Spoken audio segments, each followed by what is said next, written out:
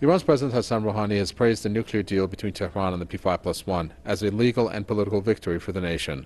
Rouhani, who was speaking on the first anniversary of the implementation of the Joint Comprehensive Plan of Action, described the deal as a national achievement.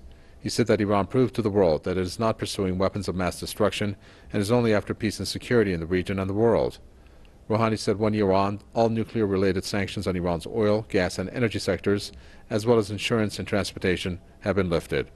The Iranian president later rejected any possibility of renegotiating the nuclear deal under America's new administration. He said that nothing will happen to the JCPOA because it is an international agreement, not a unilateral deal between Iran and the U.S.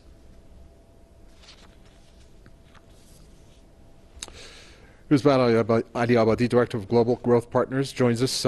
If we were to take a look at the JCPOA issues, is this the focus, the fact that the new U.S. administration is going to come? There's been talk about a review, and of course, Iran's president has said, along with the EU, I should say, that this is not a bilateral agreement. President Rouhani is right. In fact, everyone within JCPOA's agreement are, in a way, waiting to see what President-elect Trump will do.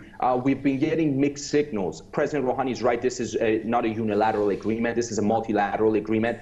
On top of that, United Nations Security Council resolution is another political proof or political insurance for the broader comprehensive plan of actions that Iran has signed with the P5+1. However, what we are worried about, and President Rouhani has talked about it in his press conference today, was the issues that are still outstanding.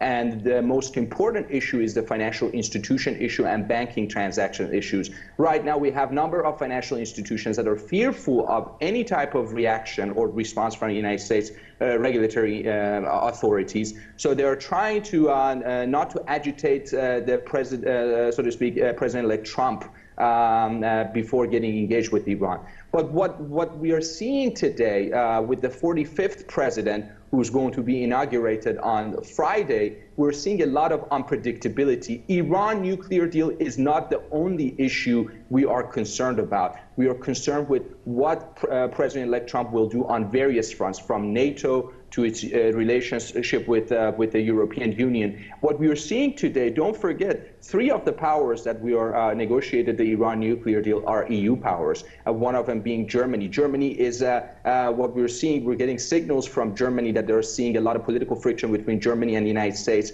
with President-elect Trump. So we really don't know. We are getting into the stage of unpredictability, and this unpredictability, not only it's not good for JCPOA, it is not good for the broader global security and stability. Okay, so let's start with a little bit of a critique, if that may be done, of many, and you, I think, touched on it, are talking about the rewards that this JCPOA has brought for Iran. And of course, the biggest strain, and maybe I should rephrase that, the biggest setback has been the fact that there's been a lack of cooperation from the financial institutions. What can Iran do about that? Because as we see it, the U.S. says, we've even encouraged the banks to do business with Iran, but of course we know that really the opposite, in a way, is true.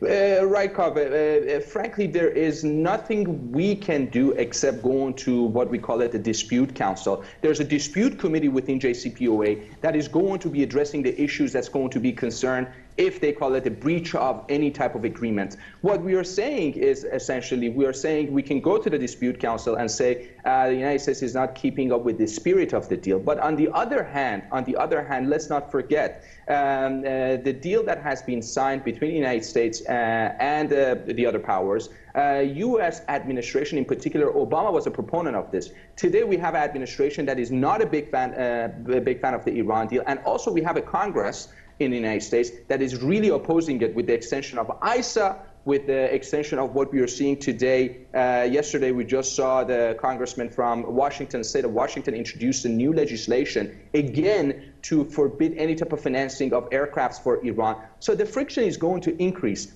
The tipping point will be the point that where Iran feels extremely politically frustrated and is going to react to some of these, if you will, lack of participation on the keeping the spirit of JCPOA. That would become very problematic. But we really don't know, Kaveh. At this point, I think the dispute committee of JCPOA will be very busy. For the foreseeable future. But this is the first year. Let's not forget, this is going to be a 15-year deal at the minimum. So we're seeing a lot of fragile elements of the deal that not really working in actions. Iran has kept its part of the bargain, but the United States has not. And domestically within the U.S., I don't believe this is going to be on a very optimistic path.